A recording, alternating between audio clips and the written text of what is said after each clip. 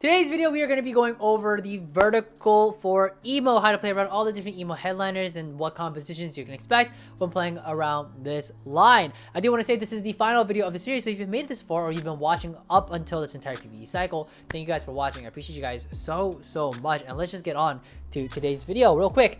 While this is the final headliner video of the series, this isn't actually going to be the only video I'll be releasing later today. We're also going to be releasing the pre-meta analysis, so if you want to go check that out, what boards to lean, what type of compositions you can expect, I highly recommend going to check that out after this video, so you can see, some things that you can kind of expect once the patch goes onto the live servers. But nonetheless, we'll save that for the next video, and in today's video, let's quickly go over the emo units within inside of this vertical. So we have Annie, Amumu, Poppy, and Vex, a very small vertical, only 4 units, Amumu being the main tank, who's a guardian, Poppy a mosher, Vex who is our executioner, and Annie who is our spellweaver.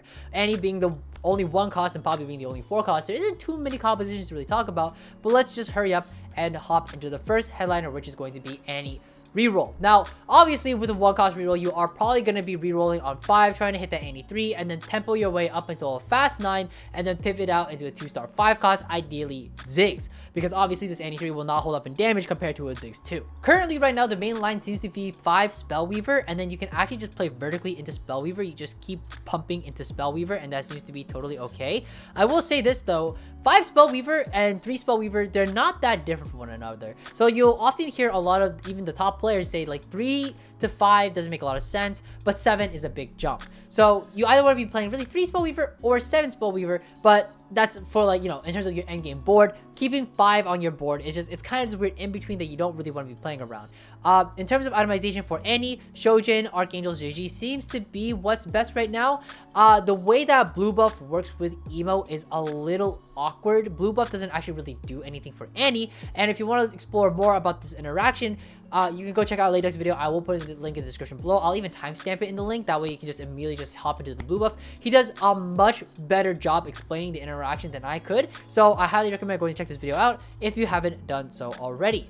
But moving on, again, you could play blue buff Annie though under one specific condition, and that is actually if you decide to play around 4 emo instead of 2 emo. If you decide to play around 4 emo, blue buff actually does do something. It actually does help reduce the number of autos you need in order to cast again.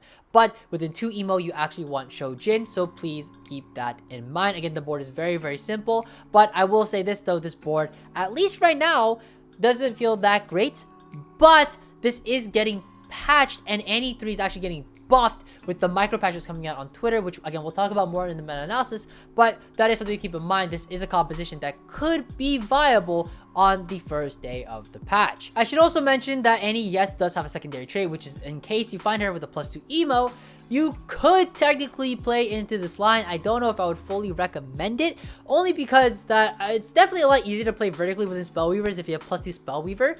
+2 emo means you get to drop all of the emo units, which is fine. You just go with Shojin on Annie. Very self-sufficient carry, but I don't know how I feel about this board. I think just vertical spellweaver feels a lot better when you're playing with Annie. I will mention this though, Superfan is definitely an option whenever you're playing around this board. It is definitely something to keep in mind. But what I will say though is that I don't actually know what the fuck the Superfan item is for Annie. I have not played the Superfan version of this. This Superfan meta has kind of come about within the past couple days. So this is something that I have not yet experimented with, but I wouldn't be surprised if it happens to be very strong on the first day of the patch. This is definitely something, a comp that you could potentially consider, maybe even Cannon 3 for fun, who knows. But moving on to Vex with +2 Vex Executioner.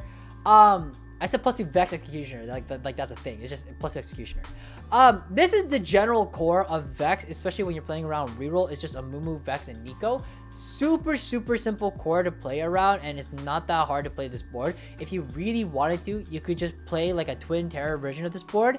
Just make sure that you have JG for Vex in particular, because Twin Terror gives you crit chance and it also gives you attack speed. So being able to crit with the JG is super important. But you could play this Twin Terror board. It was fine during playtest. I haven't really gotten a chance to play it just yet recently. Vex 3, I have tried it before though, has felt a little underwhelming. So I don't know if this is ever going to be really that meta of a comp. There are definitely some other better twin terror boards in my opinion, but this is definitely a board that you can keep in mind. But this is sort of the only main line I'd really consider. Maybe you could also play with like 4 Executioner with Karthus and Akali, but I wouldn't really recommend this because this Karthus kind of acts as a shitter, and you kind of just play and flex whatever, but your front line ends up being a little too weak. It's a very expensive board to play around. So +2 Vex Executioner, I would really only recommend it for reroll. But nonetheless, Vex reroll as well with +2 for Emo if she is your headliner. Blue buff Archangels again is really great. You obviously are going to need the Executioner here. It's probably going to be the Akali just because it gives you that AD secondary carry, which is super nice to have. GA, Hodge. You can actually build IE on 2 Executioner. This is actually news to me. The idea being is that oversaturated crit actually isn't that bad, especially with the way that they reworked IE, so it's definitely something to consider. But also just the extra crit chance just, I guess, just happens to be nice. I saw Raditz play this, and he didn't play this exact board, but he was playing Executioner, and he had like IE, and he was like, nah, it's fine, like it's actually kind of good. But I will say this real quick, the headliner effect for Vex is just +25 AP. Nothing really to snooze at, nothing that interesting. But finally, let's move on to the final Emo headliner that we'll talk about today, which is going to be Emo Poppy, or actually +2 Mosher Poppy. But Poppy is actually a unit. Like, I don't think people understand just how strong 6 Mosher truly is. I've only recently been able to enjoy the joy of playing Moshers, but Moshers is fucking fun. The easiest way to play and pivot into Moshers is that you just play an early game with Superfan, and then you just use that board to tempo and then pivot into your Poppy carry or even your Yorick 2 carry, and you're just gonna have a very good time. Obviously, this video is centered around Emo units, so we're gonna talk about the vertical for Poppy in particular, but her headliner effect is very simple, just extra HP, extra AD. Nothing much to really snooze at, but just keep in mind that her AD damage is also going to is going to increase based on her bonus HP. So items like Warmogs, actually, if you ever play Superfan with Poppy, surprisingly enough, I know this interaction, but Superfan with Poppy is going to give you a Warmogs. So you're going to get a bunch of HP, but also a bunch of damage. So Titans is definitely one of the best items you can put on her. I think Steadfast Heart, my eyes were opened last night when I was playing with a bunch of, like, you know, in-houses with different people, but Steadfast Heart, really strong fucking item, especially in conjunction with other items as well and other resistances. So I think Titan Steadfast Heart is probably going to be really strong for Poppy. Just something to consider in my opinion, but I think it's super strong. And then BT just for the extra healing. Obviously Mosher does gives us Omnivamp, but it doesn't hurt to have a little bit more. I think BT is also really great for these very bruiser-esque champions. But that basically does it for the series.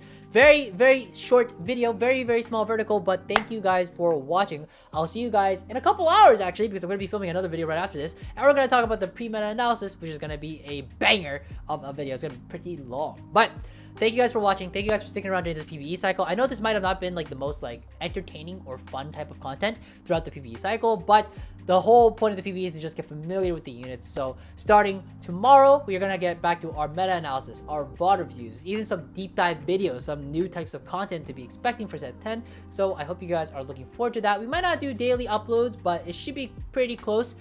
Maybe we'll take a small break here or there, and it will be unannounced. It's just who I am as a person. But thank you guys for watching. I appreciate you guys, and take care. Happy climbing.